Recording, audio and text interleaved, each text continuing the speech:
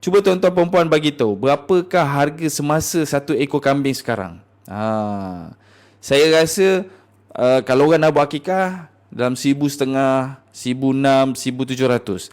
Tapi satu dinar dah hampir 2,000 lebih. So maknanya apa? Bukan setakat satu dinar boleh dapat seekor kambing. Kemungkinan besar satu dinar boleh dapat 2 ke 3 ekor kambing. Itu yang bestnya bila kita simpan emas.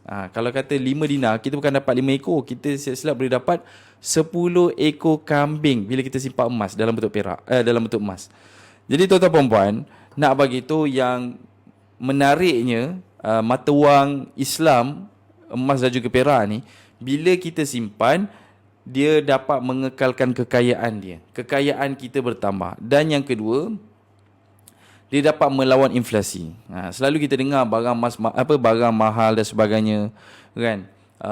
Motor mahal, kereta, rumah dan sebagainya. Tapi bila kita simpan